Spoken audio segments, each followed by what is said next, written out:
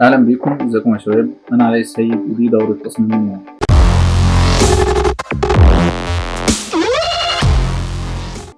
أهلا بيكم. النهاردة إن شاء الله هنتعلم ازاي نعمل التصميم ده. يلا بينا. هنفتح الكود إديتور بتاعنا. أنا شغال برضو على فيجوال ستوديو كود زي ما انتم شايفين. عندي الفولدر بتاعه هو هبدأ أسس الملفات بتاعتي index.html. اوكي بالشكل ده، وأعمل كمان ملف CSS. اوكي، وأجي هنا كده شيفت ورقم 1 وأدوس انتر، هلاقيه عمل لي الكود دوت، وهبدأ هنا أعمل الفورم بتاعي. زي ما انتم شايفين كده بالشكل ده. اوكي، برضه هربط الملف ده بملف CSS. طبعا عملنا حلقة عن الموضوع ده للناس اللي هم المبتدئين، ازاي تربط ملف ال HTML بملف CSS. تظهر عندك هنا كده في الاقتراحات. أول حاجة نبدأ نعمل العنوان ده. اوكي، هنيجي هنا كده نعمل H1 ونكتب لوج ان. اوكي، ونبدأ نعمل في الانبوتس بتاعتنا. عندنا 3 انبوتس، نكتب تاني الأول طبعا تكست، التاني باسورد. اوكي بالشكل ده، والتالت سبميت. وهنديله فاليو وهنخليها لوجين برضه.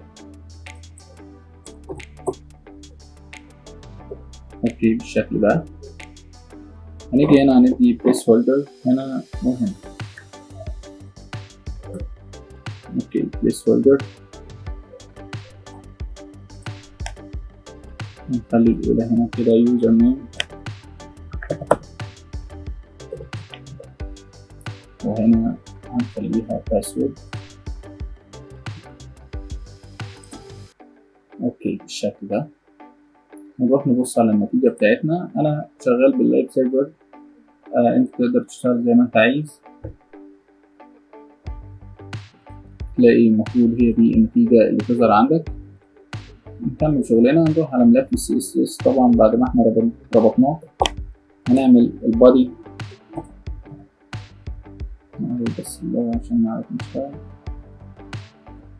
اوكي، وهنبدأ نعمل مارجن 0 padding 0 للبادي، padding 0 box sizing border box border box. اوكي، برضه هنعمل font family نخليه sans serif بالشكل ده. هندي كمان باك جراوند هنخليها اللون ده كنترول V.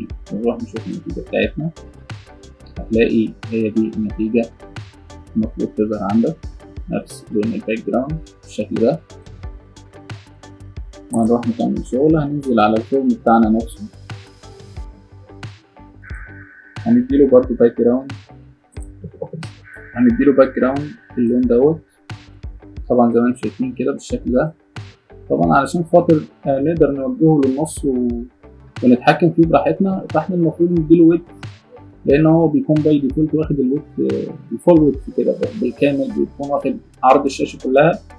فاحنا علشان نبدا نتحكم فيه بحريه، فاحنا المفروض نحجمه، يعني ياخد حجم صغير شويه. فهنديله ويت، هنديله مارجن، هنخليه 100 بكسل فوتو.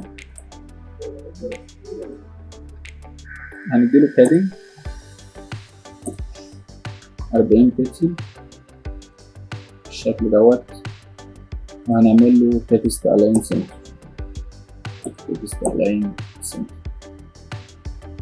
بالشكل ده. كمان محتاجين نغير اللون بتاع ال H1، ونقول له color white بالشكل ده. هنديله text transform upper case، من شكله ألطف بالشكل ده. اوكي، هننزل كده.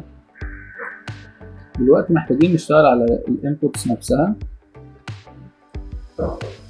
فنيجي هنا كده وهنعمل انبوت، ومحتاجين نحدد التايب، فبنفتح الاقواس المربعه دي وبنعمل تايب. احنا هنا محتاجين التايب تكست، تمام، ومحتاجين معانا كمان الانبوت تايب برضو الاقواس المربعه بتاعتنا.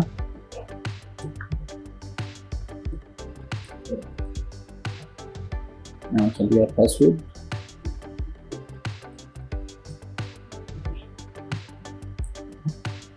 اوكي، وبعدين بنفتح الاقواس العاديه بتاعتنا. الهدف هنا هو ان الاختيار بتاعنا يكون محدد جدا، لان لو احنا قلنا انبوت بس هياخد كل الانبوتس اللي هي موجوده هنا 1 2 و3. تقدر انت طبعا تيجي هنا وتعمل لده كلاس وتدي لده نفس الكلاس وتتحكم فيهم مع بعض، يعني انت حر، يعني اشتغل بالطريقه الاسهل اشتغل بالطريقه الاسهل والاريح بالنسبه لك، يعني اشتغل زي ما انت عايز. اول حاجه هنلغي البوردر نخليه 0 او نون، 0 او نون زي ما احنا عايزين، والباك جراوند برضه نون بالشكل ده. طبعا الاوت لاين ده ما احناش عايزينه في حاجه. الاوت لاين ده اللي ما يعرفش هو البوردر اللي بيظهر ده وقت الفوكس، طبعا ده بيكون شكله سخيف في بعض الاحيان، فما احناش عايزينه. برضه هنعمل اوت لاين نون، وهنعمل له ديسبلاي بلوك بالشكل ده. هنديله مارجن عشان خاطر يبعدوا عن بعض شويه، هنخليه 20 بيكسل، وكمان هنديله تكست الاين سنتر كده سنتر معانا زي ما احنا عايزين بالظبط. هنديله احنا بقى بوردر بالشكل اللي احنا عايزينه، خليه 2 بيكسل سوليد، ونديله الكلر اللي احنا عايزينه بالشكل ده. هو ده الكلر اللي احنا شغالين بيه هنا. هنديله بادنج برضو، بادنج 14 بيكسل و10 بيكسل. اوكي، بالشكل ده هو ده بالظبط اللي احنا عايزينه. خلينا نقسم الشاشة نصين. هنديله بوردر راديوس علشان خاطر نعمل الكيرف الدائري اللي احنا عايزينه ده، نخليه 24 بيكسل بالشكل ده، وهنخلي الكالر وايت.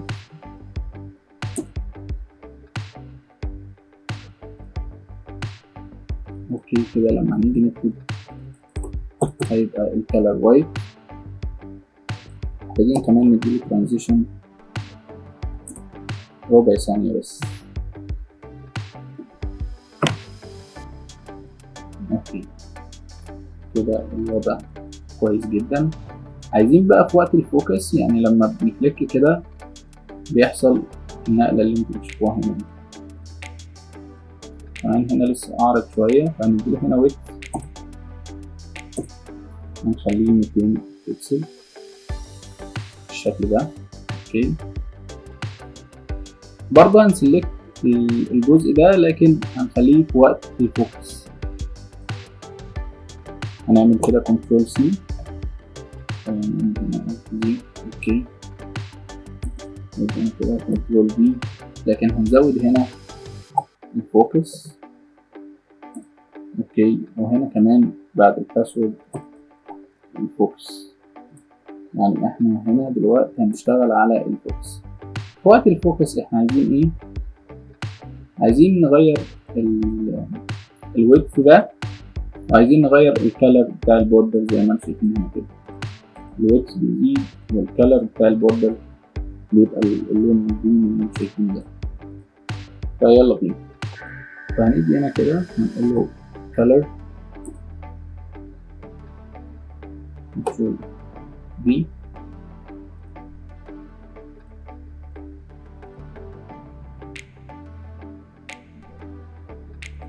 سوري، احنا مش عايزين الكلر، احنا عايزين البوردر كلر. بوردر كلر. اوكي كده في وقت الفوكس البوردر زي ما انتم شايفين كده لونه بيتغير، لكن عايزين نزود كمان الويدث شوية وهنخليه 280 بكسل فيديك الإفكت اللطيف ده. طبعا الترانزيشن اللي هو الربع ثانية ده نخلي الموضوع أنعم. اوكي، وهنبدأ نشتغل بقى على البطن بتاعنا. برضه هنعمله بنفس طريقة الانبوت تايب سبميت. هنفتح الأقواس المربعة زي ما اتفقنا، نديله هنا تايب equals to submit.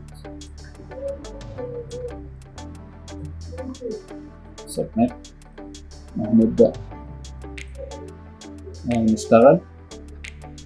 برضو زي ما انتم شايفين كده هنا ناخد نفس الإفكت تقريبا.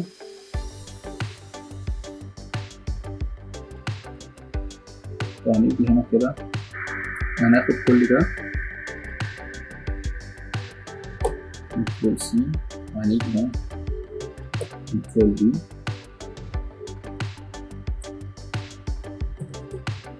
بالشكل ده زي ما انتم شايفين. طبعا عايزين نغير اللون ده ونخليه اللون البي. اوكي، وطبعا عايزين نقلل الويدث شوية زي هنا. اوكي، فاحنا هنشيل الويدث خالص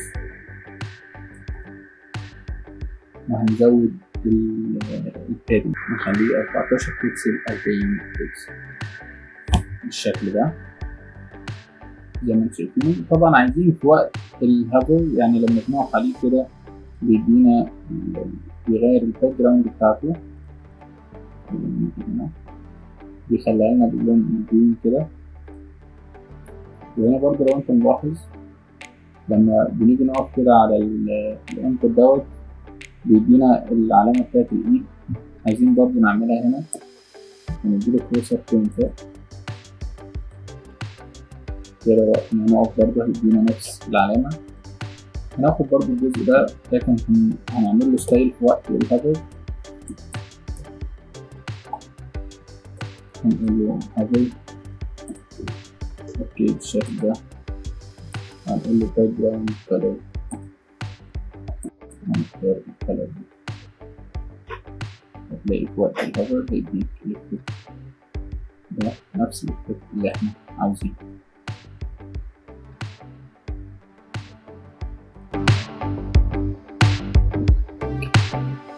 وبكده يكون معانا نفس النتيجة اللي احنا عاوزينها.